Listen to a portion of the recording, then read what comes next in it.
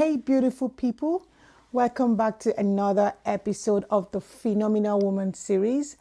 I'm your host, Opogah, and today we're diving into something every strong woman wrestles with at some point in her journey. And what is that? The power of saying no. Aha, I can already see the reactions on your faces. Now I know. Even hearing that word makes some of us very uncomfortable, especially for women who are used to showing up for everybody, fixing everything, and holding it all together. But here is the truth. Are you ready for the truth? Okay. No is a complete statement. And saying no is not rejection. It is redirection. Already, I'm teaching my kids how to say no. And that no isn't an incomplete statement. Neither is it a sign of wickedness or a sign of weakness. All right? We're going to be dividing this topic into segments, so we'll deal with this matter once and for all. You ready for that? Okay, let's start with segment 1. The struggle to say no. Let's be real. Many of us grew up believing that being a good woman meant always being available. Get the word? Always being available. We're taught to say yes even when we didn't agree. To help even when we're so tired.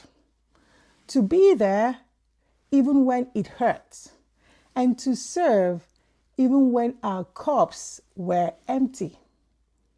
I remember talking to a woman, let's call her Tommy. She was the go-to person for everyone, family, friends, co-workers, you name it. But one day she told me something. She said, I am surrounded by people, but I feel invisible. Because they love what I do, not who I am. That hit me real hard. It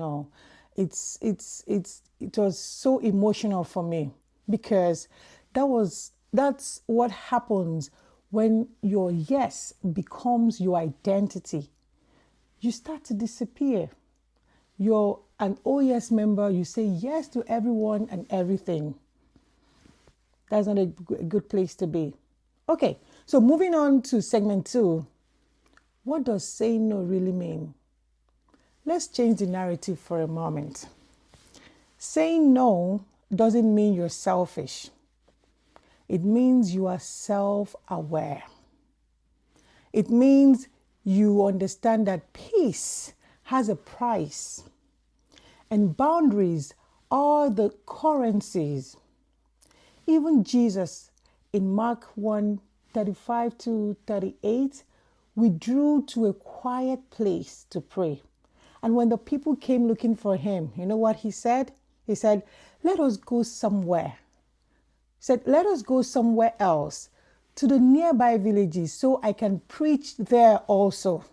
And that is why I have come. In other words, even Jesus said no to some good things, okay? So he could say yes to his purpose. Sometimes you just have to say no to some seemingly good things so you could say yes to your purpose. If Jesus, the Savior of the world, didn't say yes to everything, why do we think we have to? I'm asking you, why? Why do you think you have to? Anyway, in segment 3, we'll be talking about real life example, all right? That's the guilt trap. That's another point that people don't want to talk about, but we're going to talk about it today. Let me tell you about a friend called Ada, a mother of 3 who always said yes to extra hours at work, church events, school committees, everything. One evening, She missed her daughter's dance practice because she stayed late at work. Her daughter asked her, "Mom, do you ever say no for me?" That question broke her. Because in trying to please every other person, she forgot that her first ministry was at home. That night, you know what Ada did? Ada decided to start practicing holy no's, not out of rebellion, but out of wisdom. She said no to overcommitment, no to guilt, no to burnout. And guess what? She became more peaceful, more present, and ironically, more effective in the things she said yes to. Did that resonate? Let's move on to segment 4, reflection. Proverbs 4:23 says, you ready for it? Guard your heart with all diligence, for out of it flow the issues of life. Boundaries are how you guard your heart. Did you get that? Boundaries, setting boundaries are how you guard your heart. They are not walls to keep people out. Don't get me wrong. They're not walls to keep people out. They are gates that let love and respect flow in the right direction. You don't owe people unlimited access to you. Your time, your peace, your energy, those are sacred. Every time you say no to what drains you, you're saying yes to what grows you. I'll say that again. Every time you say no to what drains you, you're saying yes to what grows you. Okay, so let's move to segment 5 now. In segment 5, we'll be talking about the takeaway. So here, today's reminder, get a pen and a paper. We need to write this down. You're allowed to rest. IJ, you are allowed to rest. Victoria, you are allowed to protect your peace.